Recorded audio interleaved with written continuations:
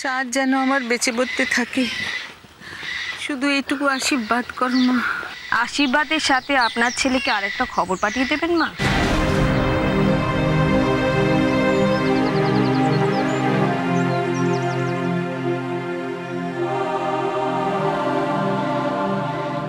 তাকে জানিয়ে দিন তিনি এতদিন ধরে যা করতে পারেননি আমরা কজন তুচ্ছ মেয়ে মানুষ তা করে ফেলেছি। আসছে বছর এই ভিটেতে মহা ধুমধাম করে ষষ্ঠীর ব্রত পালন করব আমরা।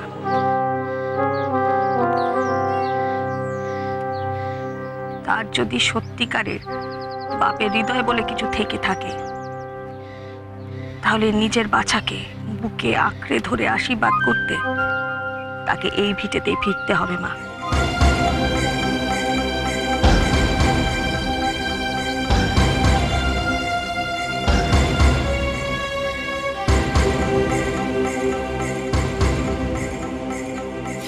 অবশ্যই অবশ্যই ঘরে ফিরবে চাঁদ।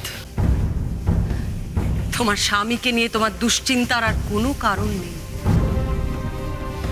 তাকে চোখে চোখে রাখার জন্য তো আমি আছি।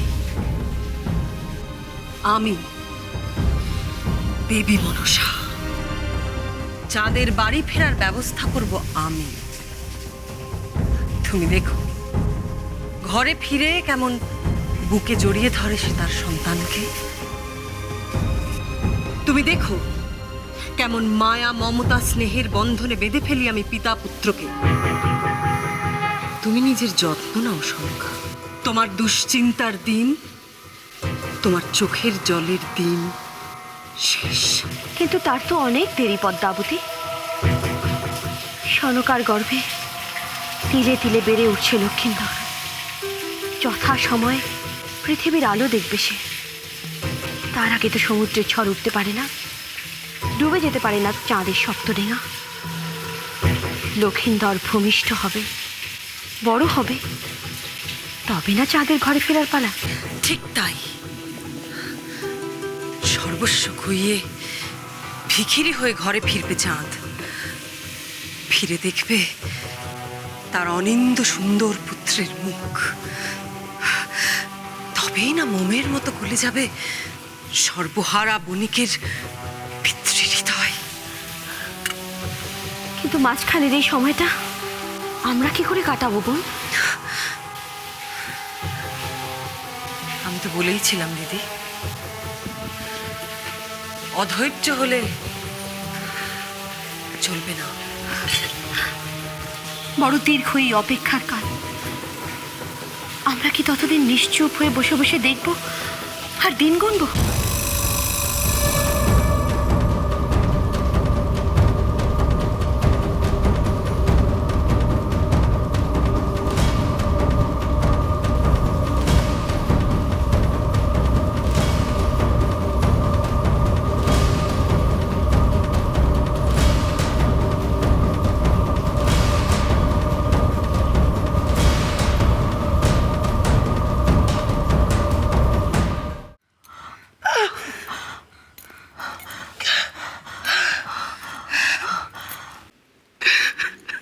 অলক্ষণে কথা, হ্যাঁ? বছরকার দিনে এমন একটা অঘটন। ও বৌমা, বলো না বাছা, তোমার কোথায় কষ্টটা হচ্ছে একটু বলো না।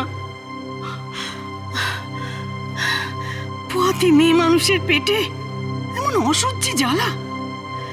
এতখানি বয়স হলো আজ অব্দি তো কখন এমন কথা শুনিনি। আমি একটু তেল জল নিয়ে আসবো, তুমি একটু পেটে মালিশ করে দেখবে গো ঠাকমা।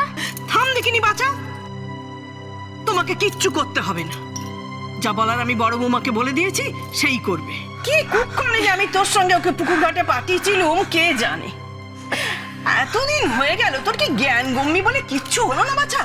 হ্যাঁ, চেনা নেই জানা নেই, কোথাকার কে এক মেয়ে মানুষ এসে আমার এই পোয়াতি বউটাকে টুকটাক করে চলে গেল। মা ষষ্ঠী জানেন। বলি তুই পেটে হাত ছোঁয়াতে দিলি কেন? হ্যাঁ, ও নিশ্চয়ই ডাকিনি মায়াবিনী মন্ত্র তন্তর পড়ে আমার এই সুস্থ বউটার কি হাল করেছে দেখো। হ্যাঁ, তোর বুদ্ধি শুদ্ধি বলে কি কিচ্ছু নেই? আমার ভুল হয়ে গেছে গো ঠাকমা। দিদি তুমি বিশ্বাস করো, এমন আশ্চর্য দৃশ্য আমি জীবনে কোনো দিনও দেখিনি গো।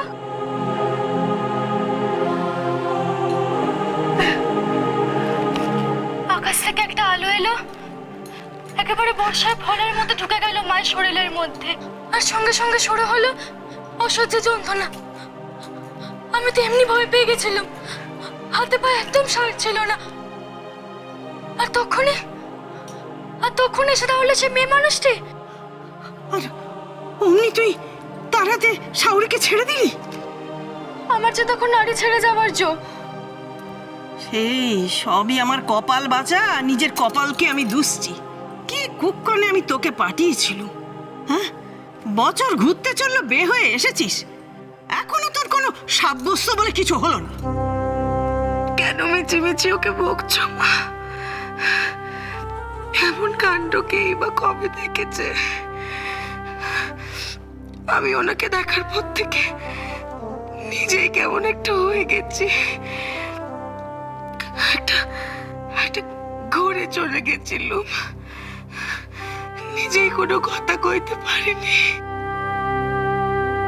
সে সামান্য মেয়ে ছেলে নয় গো ঠাকমা, ওর কথা শুনে আমার তো গায়ে কাঁটা দিচ্ছিল। আর দেখছিলে ওর একটা চোখ যেন কেমন ধারা। একটা চোখ?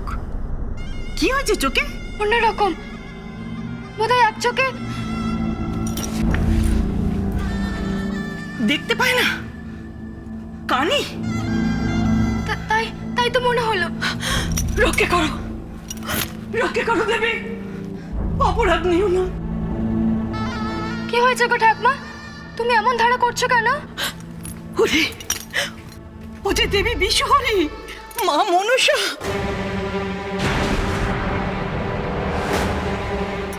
এখনো তোদের বলে দিতে হবে? মা মনসা, এ কি বলছো মা? মনসা আমায় দেখতে কেন আসবে?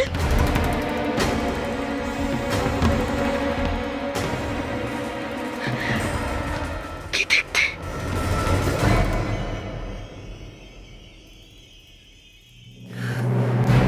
ইন্দ্রকে কখনো তার বজ্র ছাড়া তুমি দেখেছো দিদি? মহেশ্বরকে কখনো তার ত্রিশূল ছাড়া দেখেছো? বিষ্ণুকে কখনো তার শঙ্খ চক্র গদা পদ্ম ছাড়া দেখেছো তুমি? হঠাৎ এসব অপ্রাসঙ্গিক কথা। না, অপ্রাসঙ্গিক নয় দিদি। শুধু ইন্দ্র বিষ্ণু মহেশ্বরই নন, কোনো দেবতাই তাদের অস্ত্রটিকে হাতছাড়া করেন না। তবে আমিও বা কেন করব? অস্ত্র? কোন অস্ত্রের কথা বলছো তুমি বোন?